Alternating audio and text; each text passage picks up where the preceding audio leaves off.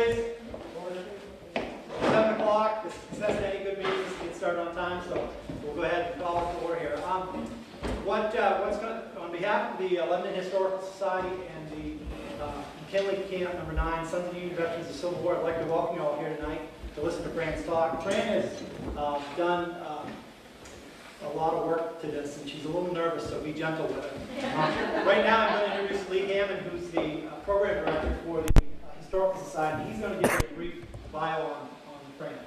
Thank you, and enjoy the talk. I didn't have anything about her being nervous in here.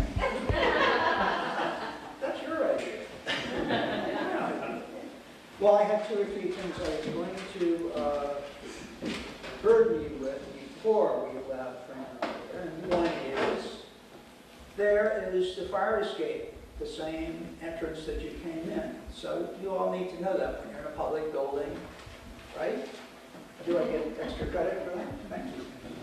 I encourage any of you who haven't joined the Historical Society to consider doing so. You could grab any number of people here tonight, probably. Is there somebody that's doing? Julie? No. Nobody's saying to you? Okay. Well, Julie, in her lavender shirt, is the vice president of the Historical Society, and she can at least write down names, or I will too, get back to you if you want to join. But we are trying to build up our active membership in the Historical Society, and your massive $10 dues will actually help to be able to put on programs like this, and we'll save up our bucks and get the Humanities Council presentation later in the year. So, with all of that out of my mouth, CATV, thank you, Brianna, for coming, and congratulations on your engagement. Great. And so, Fran was born and raised in Lebanon, and is secretary of the Historical Society, and also on the Soldiers Memorial Committee Board of Directors, I guess. Is that what it's called? We just call it committee. Board. Yeah, board. Advisory board Yeah. committee. Advisory Board Committee. How many people here are on the Advisory Board Committee of this building? All right, 1, 2, 3, 4. Very good. So, glad you know. She's also the descendant of a Civil War soldier. Not in Lebanon, however, from Hanover. And worst of all, he was Irish. I understand he got here in 1845, so he must have been fairly old by the time of the war. He was 30. 30, right.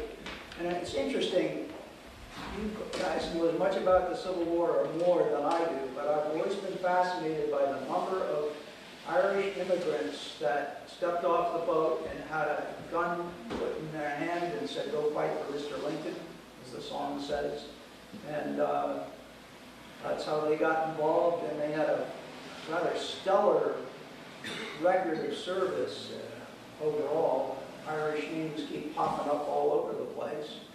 And then a lot of them stayed in after the whole mess was over and went out west and continued fighting for the rest of their lives. Some of them didn't live too long beyond the Little Bighorn, but that has nothing to do with tonight. Anyhow, the only thing that I guess I want to say is Fran is a self-taught historian who spent years studying tonight's topic, and many of you have attended how many of you went to Stones and Bones? Okay. For those of you that didn't go to Stones and Bones, Liam Coyle sitting here in the front row, so you can see the screen, gave it a couple of months ago, and that sort of was an overview of gravestones and historical background to death and dying as it is observed. Fran has zeroed in right here and now in Lebanon. So, I'm going to put that in my mouth and turn it over to Fran. And before you leave, please, we'd appreciate if you would fill out one of these sheets just to give us some feedback. Okay, thank you. For the past 4 years, I've been researching Lebanon Civil War soldiers. In doing so, I found that there were a lot of Lebanon residents that were not included on the plaques in the building. The Soldiers Memorial Committee approved the making of the scroll, which was added in May. The scroll has 73 additional residents of Lebanon that were not included on the original plaques. That makes a total of 179 soldiers from Lebanon. The scroll was made by Norman Rhodes. The Soldiers Memorial Committee purchased Civil War markers for the soldiers buried in Lebanon cemeteries. There are close to 200 veterans buried in our cemeteries. The Sons of the Union Veterans Civil War placed these markers in the spring of 2012 and performed a very nice ceremony. As you walk through our cemeteries and find a soldier who died during the war, his gravestone is most likely a cenotaph. In other words, they are not buried there. The stone is a memorial in their name. I am told that the only bodies that were sent home for burial were officers. Because of the large number on our list, I have selected some of those residents which we have biographies for. The biographies are from Jesse Dewey's Honor Roll book, the Free Press newspaper, and otherwise stated. And I've also been told that the names on the plaques represent the residents of Lebanon, but you'll notice from the biographies that this was not always true. I'm not going to include Captain James B. Perry, Captain Daniel Buswell, John W. Dewey, Captain Jerome House, Captain A.J. Lane, Captain Nathan Randlett, Sergeant George B. Tracy, or James Baker in my presentation, because Barbara Krinitz has produced a Lebanon Historical Society presentation on the Civil War soldiers that have a stained glass window. And she did a beautiful job on this presentation. Part of her presentation has been aired on CAT TV. I would like to add that Find a Grave website has been instrumental in helping me find our Civil War boys.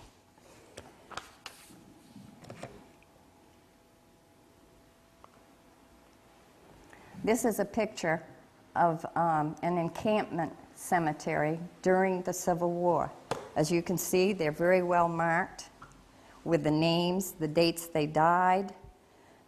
And then after the war was over, when the federal government started the national cemeteries and reinterred the Civil War soldiers, they paid Southern contractors so much per head to dig up the bodies and bring them in.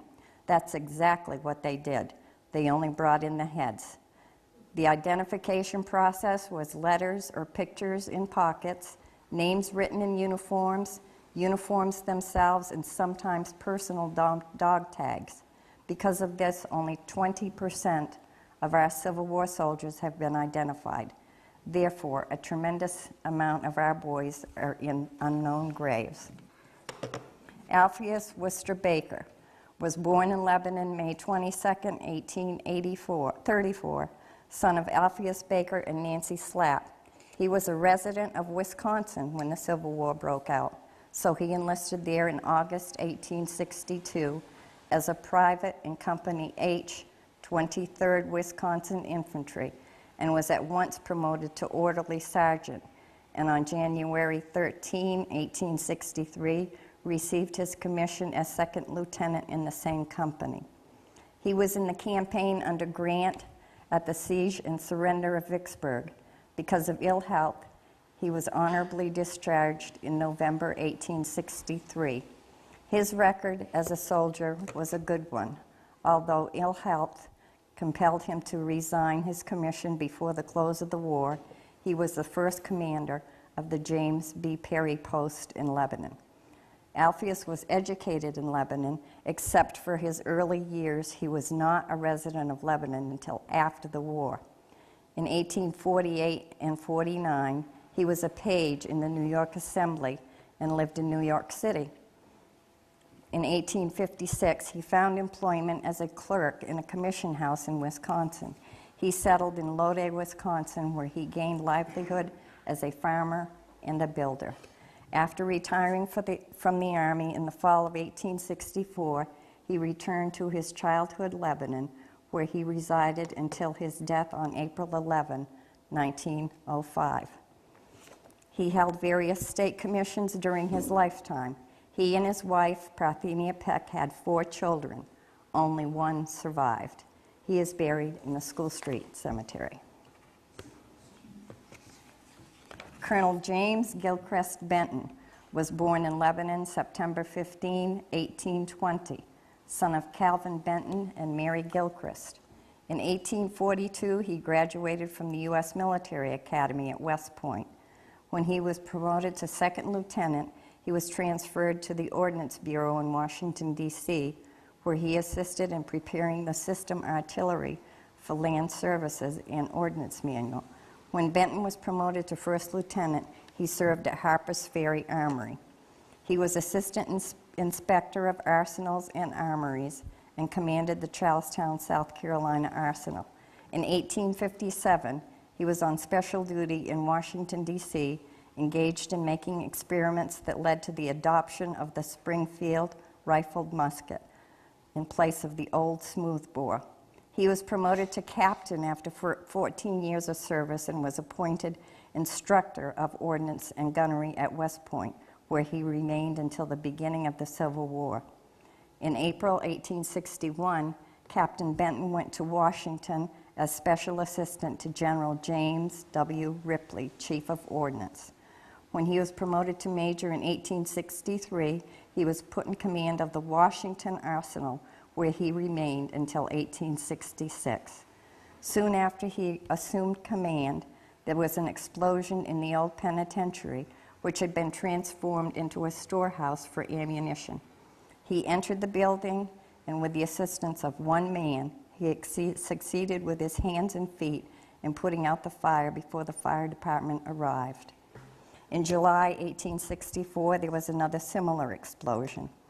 He entered the magazine, stripped off his coat, threw it over an open barrel of powder in dangerous proximity to the flames, and carried it to a place of safety. For this act of valor, he was breveted lieutenant colonel, then to colonel. Colonel Benton contracted malaria while cleaning a canal on the arsenal grounds, from which he never fully recovered. In June 1866, he was ordered to the command of the National Armory at Springfield, Massachusetts, where he remained until his death on August 23, 1881. Colonel Benton made a number of important inventions. One was the application of electricity to determine velocity. Springfield rifle models 1866, 68, 73, and 79 were made under his direction. In 1878, the U.S. government sent him to Europe to collect information in regard to the construction of heavy cannon and other ordnances. His report on the experiments made at the National Armory for the purpose of revising and improving the system of small arms was published by the government for the use of the Army and distribution to the militia. Colonel Benton never took out a patent on any of his inventions. He believed that he had been educated by the government and it was entitled to benefit from his time and talents. Colonel Benton married the daughter of General James Watson Webb. They had one son and one daughter. Colonel Benton is buried in the U.S. Military Academy Post Cemetery in West Point, New York. Captain Luman F. Brooks was born in Hanover, November 2, 1830, son of Jeremiah Brooks and Oris Minor. His first enlistment was in Company A, 16th New Hampshire Infantry on September 16, 1862. He was discharged in August 1863. He then received his commission as captain of Company H, 75th U.S. Colored Infantry.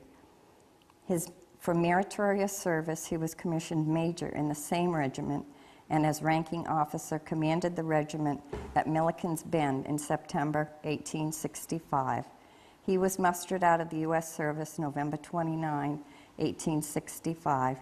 He participated in the Red River Campaign under General Banks, Port Hudson, and Springfield Landing, and was in the far south during most of his service in the Civil War.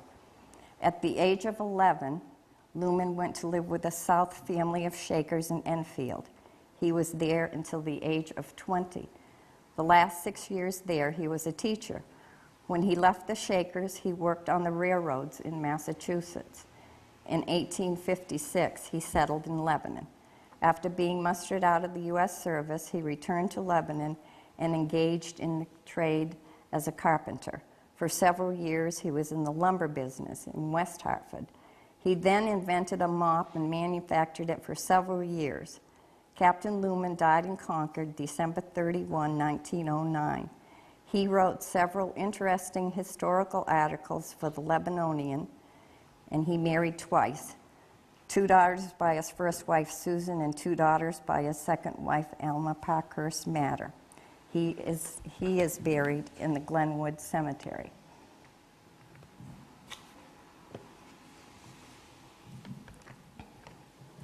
Ferdinand Davis was born February 8, 1840, in Cushing, Maine, son of George and Catherine Davis. In 1858, Ferdinand came to Lebanon to learn the carpentry trade.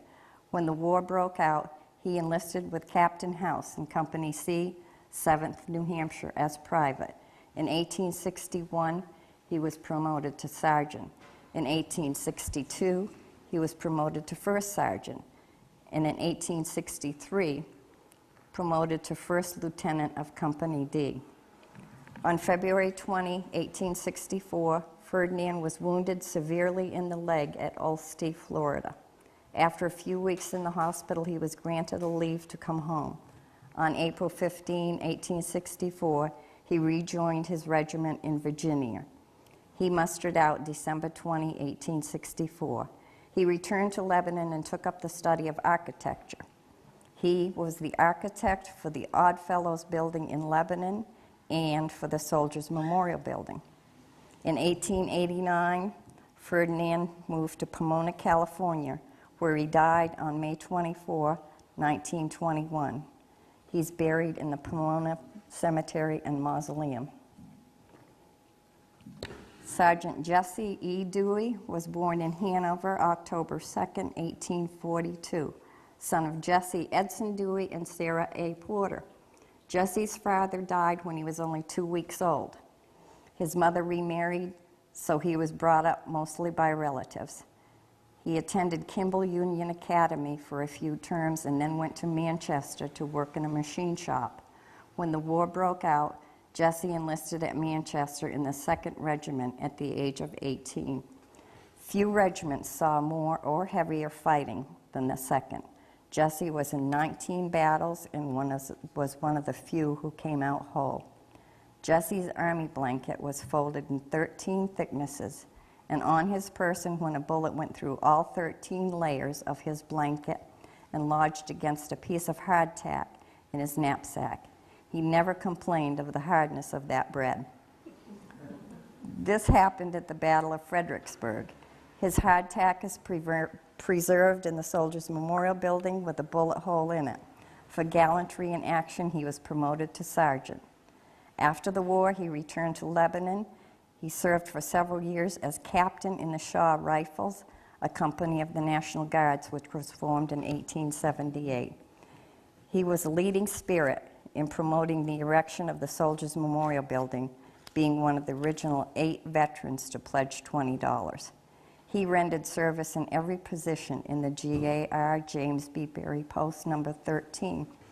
He served as clerk for the Lebanon Fire Precinct and clerk of the Lebanon Police Court.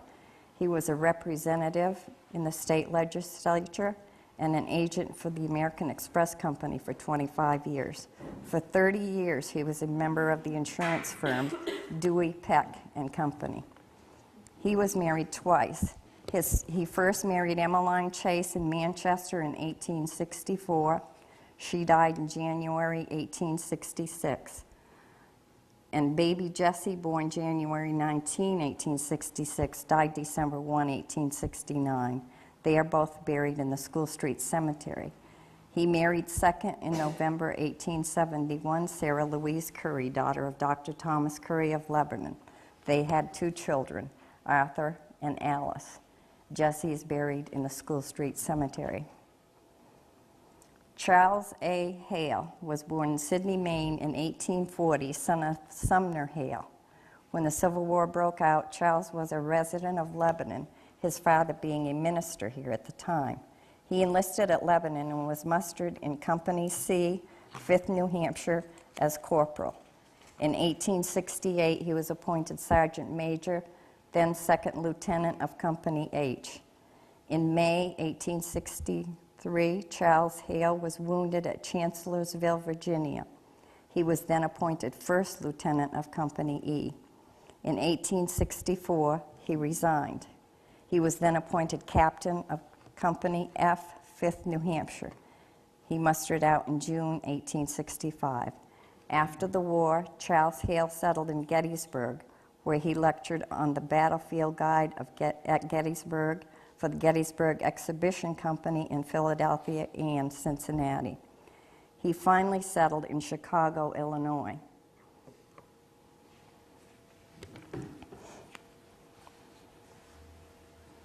On June 12, 1899, Charles Hale was admitted to the Northwestern branch of the National Home for Disabled Soldiers in Milwaukee, Wisconsin, where he died August 9, 1899, due to spinal myelitis, which is an inflammation of the spinal fluid. At the time of his death, the cemetery in Milwaukee was called the Home Cemetery, referring to the soldiers' home. Until 1871, veteran soldiers were buried in private cemeteries. In 1871, Thomas Van Horn designed a cemetery in the northwest corner with straight rows of graves and a central monument. In 1900, a visitor center was added, and in 1903, a soldiers and sailors monument was erected. In 1937, the federal government formally named the cemetery Wood National Cemetery. This biography is by David Morin of the 5th New Hampshire organization. In the 1930s, Mrs. Ethel Miller, the owner of the home where Charles Hale's parents lived on Elm Street, found in a wall petition some of Lieutenant Hale's Civil War belongings. They consisted of his shoulder braid, 4 horse bridle buttons, a bugle mouthpiece, his field mirror in a wooden case, and an iron shot.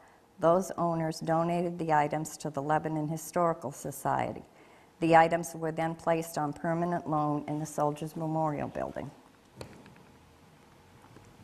Edward Dickinson Howe was born in Lebanon in 1843, son of Edward Augustus Howe and Abigail Dickinson. Edward enlisted August 18, 1861, as private in Company C, 5th New Hampshire, and mustered in as corporal. He was mortally wounded at White Oak Swamp, Virginia on June 27, 1862. Corporal Howe, though young, was a good soldier, ever ready to do his duty without complaint, modest and quiet, and he was beloved by both officers and comrades. The company were lying upon the ground in front of the enemy when a cannonball struck him on the right thigh, nearly severing the limb from the body.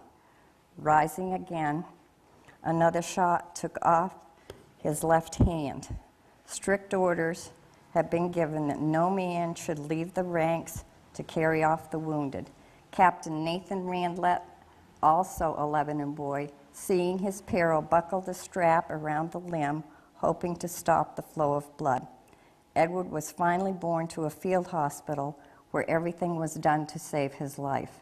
The army being obliged to fall back, the wounded fell into the hands of the enemy, and that was the last known of his fate. His remains rest in an unknown grave, but his memory shall be kept alive among us. And his remains are still in an unknown grave. He has a cenotaph in School Street Cemetery, and the inscription on his stone reads, "Killed June 30, 1862, at the Battle of Saratoga near Richmond, Virginia.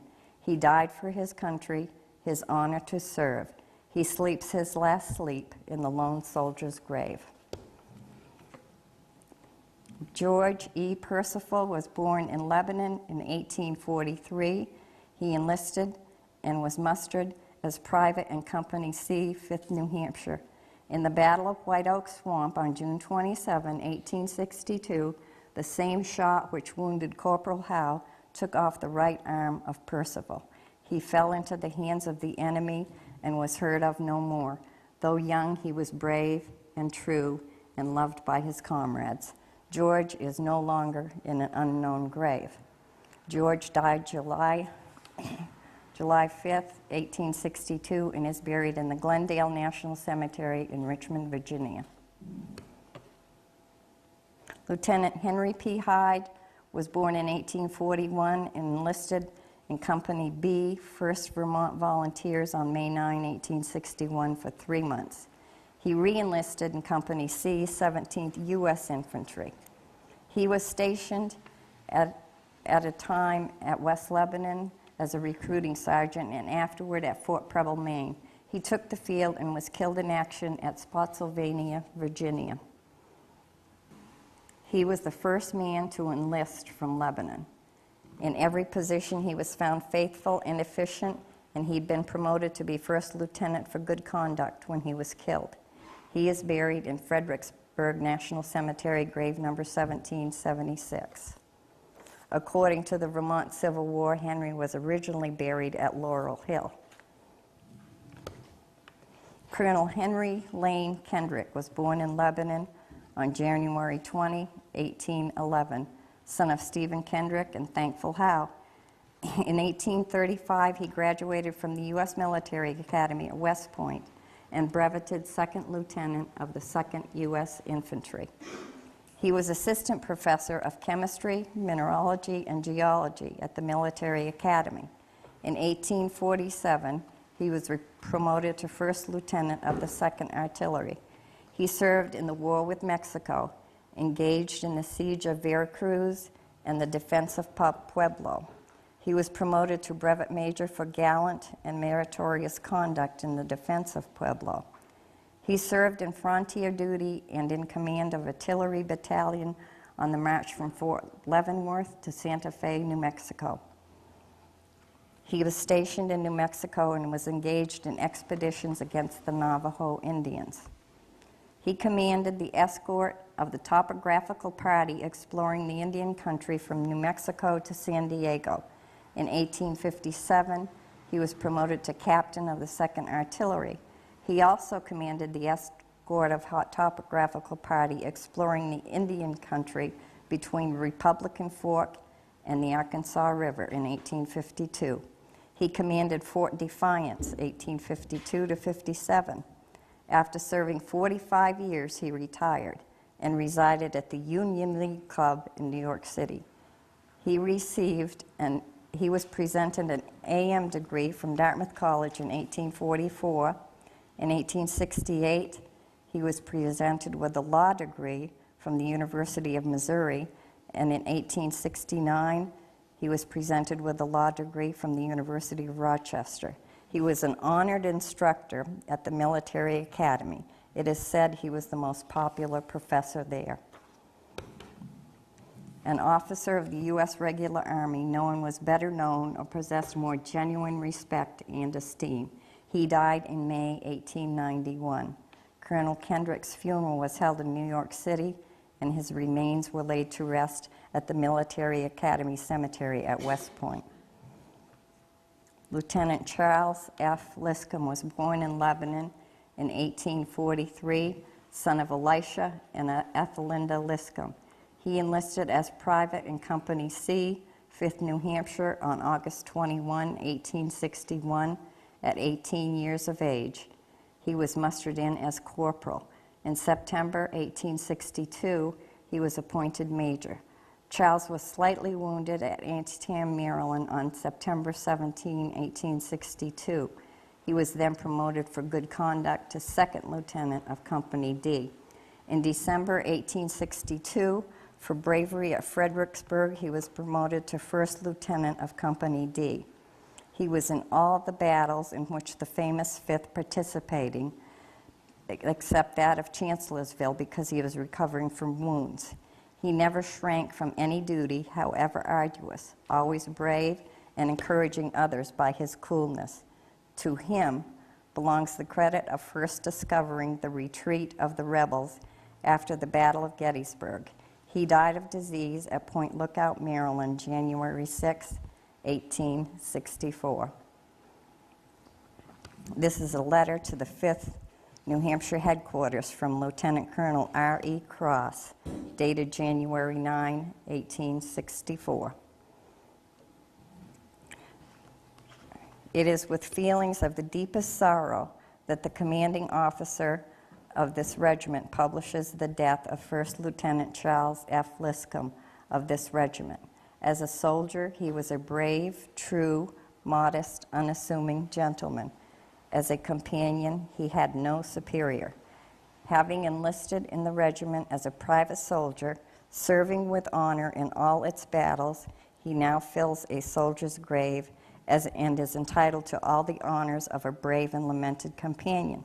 It is therefore ordered that the officers of this regiment wear a badge of crape upon their left arm for a period of 30 days as a mark of respect and esteem for their departed comrade. Charles is buried in the School Street Cemetery. The Miller family, and this is an excerpt from the Manchester Union Leader on May 18, 1917, and I've added to it the information that I found. Mrs. Lucy E. Thayer of Nashua can recall one of the most patriotic records of any family in New Hampshire in that of her own. She saw her father and 5 brothers all go to the front in the Civil War and make records which have been seldom equaled.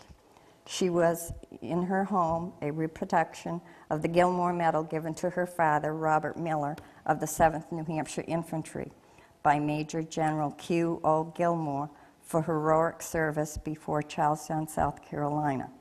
The original certificate of honor she also has. The certificate is framed in a cannon and guns designed by her husband, Frank R. Thayer. In honor of the service of her father and 5 brothers, she being the youngest daughter of the family, Mrs. Thayer marched in the recent preparedness parade in this city. The family, at the time of enlistment, lived in Lebanon.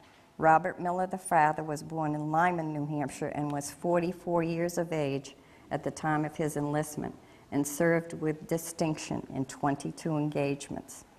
The 5 sons out of 11 children ranged in age from 19 to 25. William enlisted September 1861 in Company C, 5th New Hampshire, as a private. The following May, he died in service in Alexandria, Virginia. He lies in an unknown grave. Albert, Henry, and Carlos enlisted in September 1861 in Company A, 16th New Hampshire, as private, and were mustered out 8/10/1862. Carlos re-enlisted in Company M, 1st New Hampshire Heavy Artillery, and mustered out February 16, 1865. Carlos died November 18, 1876, in Ballardville, Massachusetts. Henry died in Northwood, New Hampshire, May 19, 1886. Albert died in 1917 and is buried in Glenwood Cemetery. Lorenzo enlisted in Company B, 3rd Vermont Infantry, on September 23, 1861. Was disabled January 8, 1862, at Camp Griffin, Virginia, and discharged. He never regained his health, dying in Tilton, New Hampshire in 1889. He's buried in Park Cemetery in Tilton. Robert Miller, the father, did a special valiant service and served to the end of the war. His final discharge, August 21, 1865. Of this remarkable family, Mrs. Thayer of Nashua and Albert Miller of this town are living. Robert Miller is buried in the School Street Cemetery in Lebanon. And this is a copy of his Medal of Honor from Gilmore. Henry Lake Slayton was born in Woodstock, Vermont, May 29, 1841, son of Stephen Decatur Slayton and Marie Kimball. Henry's parents moved to Lebanon in 1845. Henry was educated in Lebanon schools and went to Kimball Union Academy for 3 years. In 1861, Henry went to Norwich University, where he took a special course in tactics and drill.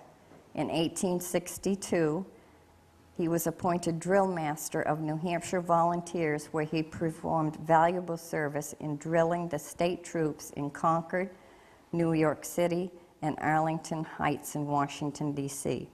In early 1861, John advocated the arming of colored people, and when the government decided to do this, he was one of the first to enter the service.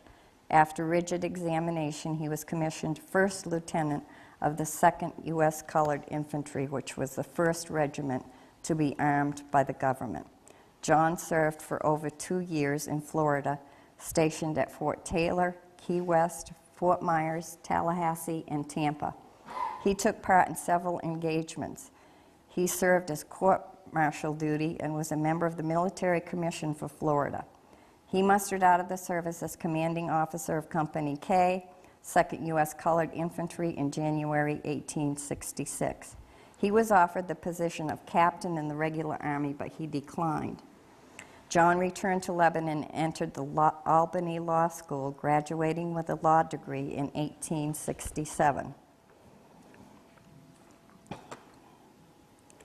He practiced law in Chicago, Illinois from September 1867 until the Great Fire in Chicago in 1871. He lost his valuables and law library and barely escaped with his life. He had met with marked success in his profession, excelling as a criminal lawyer. In November 1871, he accepted a position as superintendent of schools in Havara and Hill counties in Texas, where he began perfecting the school system. He also established colored schools, where he met with great opposition. Several of the schoolhouses were burned, and his life was threatened. He finally overcame all opposition and brought the school to a high rate of efficiency. He held this position until 1875, when ill health compelled him to resign. He had one son, Wendell Philip Slayton, and John Lake Slayton died in St. Petersburg, Florida, June 10, 1910, and is buried in Oakwood Cemetery in Chicago, Illinois. This biography is from Norwich University. He has a cenotaph in the Glenwood Cemetery in Lebanon. General John Milton Thompson was born in Lebanon in 1843, son of Ira W. and Cynthia W. Thompson, one of Lebanon's prominent manufacturers. Colonel Thompson spent most of his life in the Army, beginning with the Civil War. After the war, he entered the regular Army. He retired in 1905 as Brigadier General. In 1861, John enlisted in Lebanon as private in Company E, 7th New Hampshire. He served with his regiment at Dry Tortugas, Florida, at Beaufort, South Carolina. On November 18, 1862, he was appointed second lieutenant of the 1st South Carolina Volunteers. This was the first colored regiment ever mustered in the U.S. service. Its first officers were proclaimed felons and outlaws by the President of the Confederacy in General Orders No. 60 at Richmond. In 1863, he was promoted to first lieutenant, then to captain. In February 1864, the designation of the regiment was changed to the 33rd U.S. Colored Troops.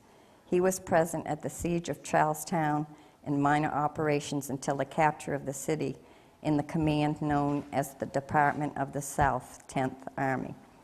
He was on the expedition up the St. Mary's River in Florida for the recapture of Jacksonville, participating in the engagement at Jacksonville.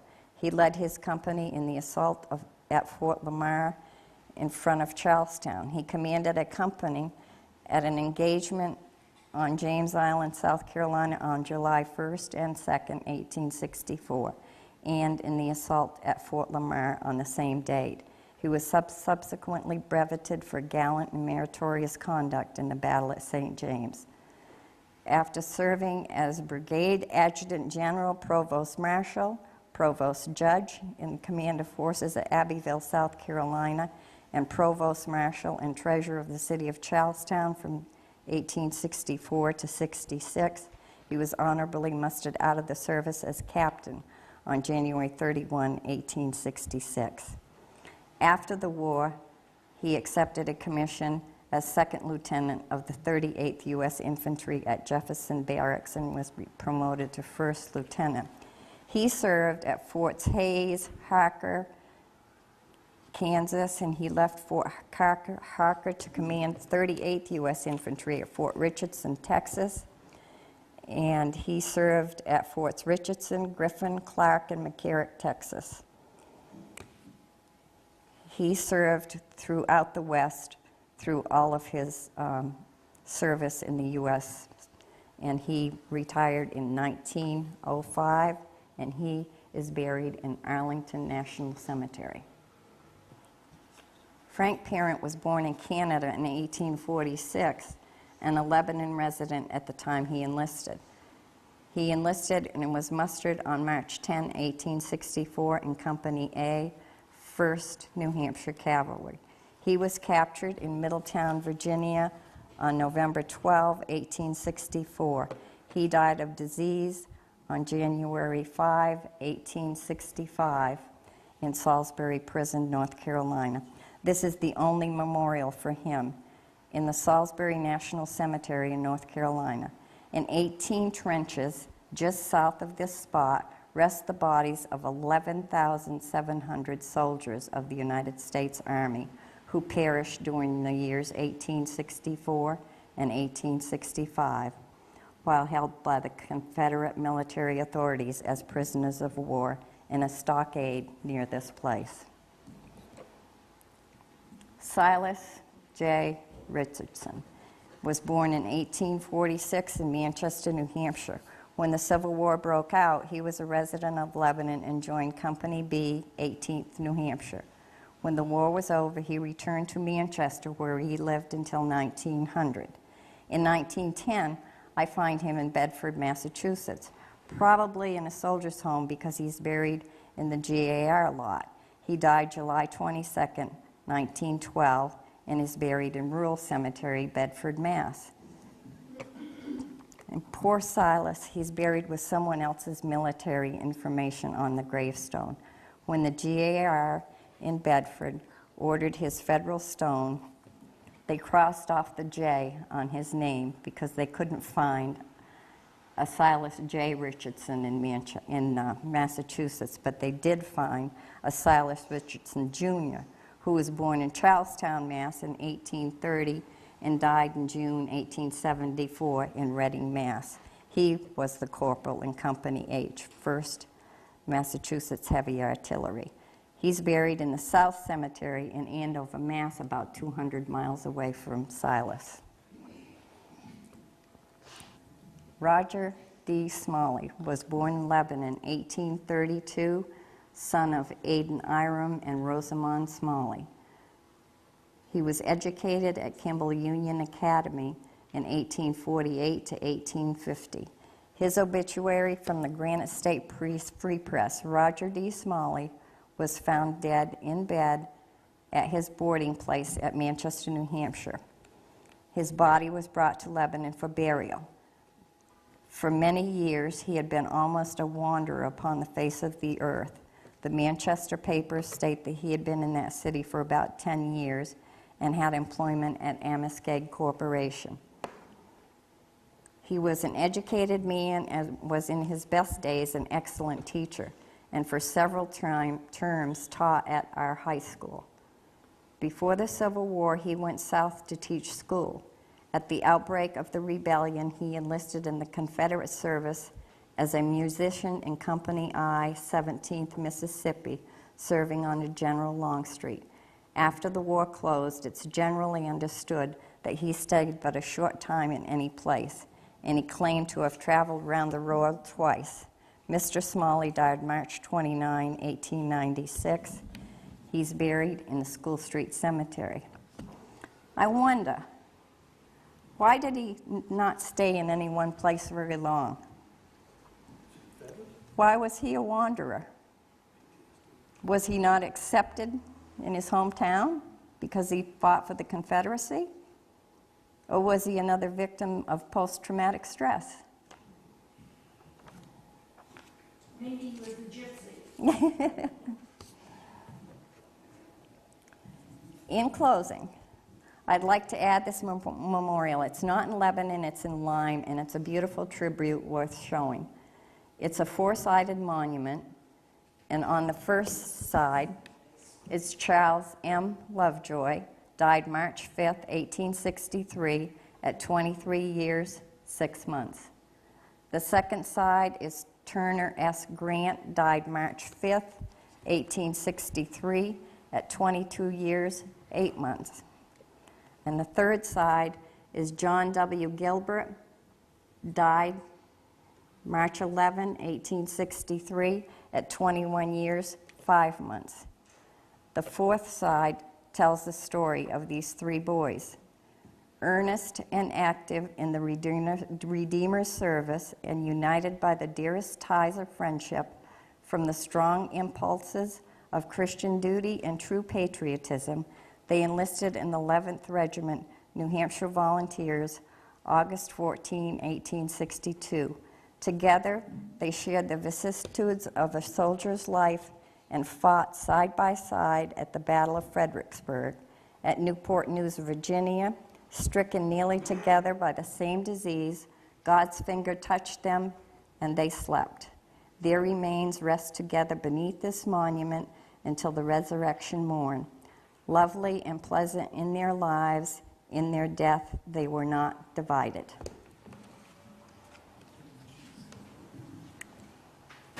That's it.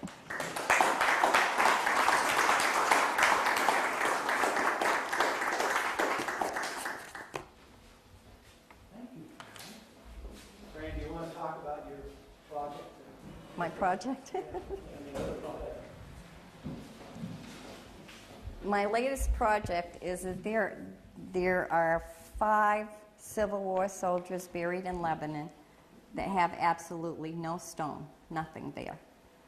And I went to Rickers and had them make a price on what it would cost to have these 5 stones made. And then I went to different organizations to see about having these stones made up. And I'm really pleased so far with the outcome because Bridgman's Furniture has bought one, or adopted one, I should say, that's what they call it. Blodgett's has adopted a second one, and Richard Logan, the insurance, has adopted a third one, and Greg generously purchased their 5th New Hampshire one for the 5th New Hampshire organization. And the last one, I just got funds from the American Legion, and so they are paying for the 5th one. And I still have funds coming from other organizations, and there are 2 other Civil War soldiers in Lebanon that their stones are broken in several pieces. So hopefully I will get enough money to replace those. But over and above that, there's still 88 soldiers buried in Lebanon with absolutely no recognition of their military history in the Civil War.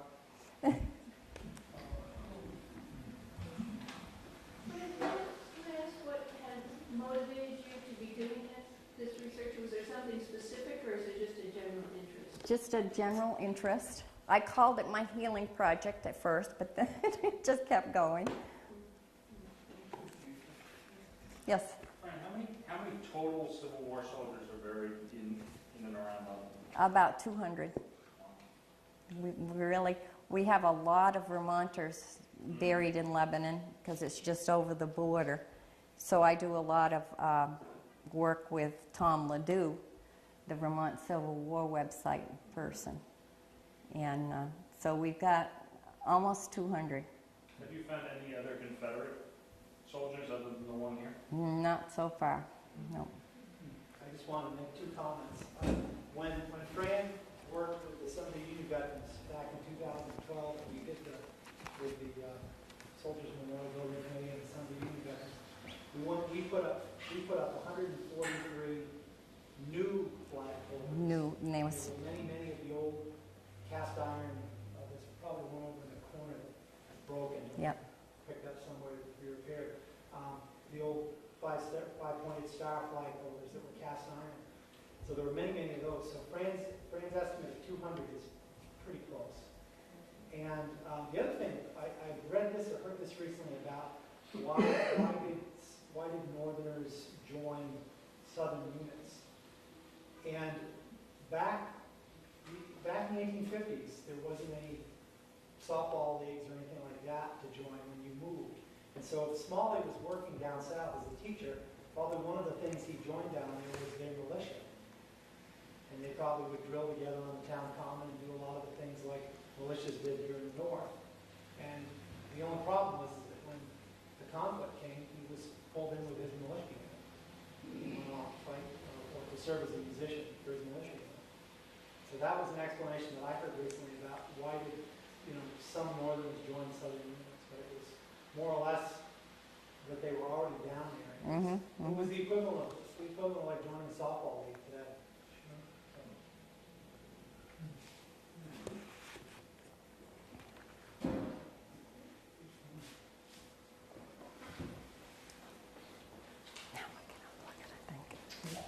I think we got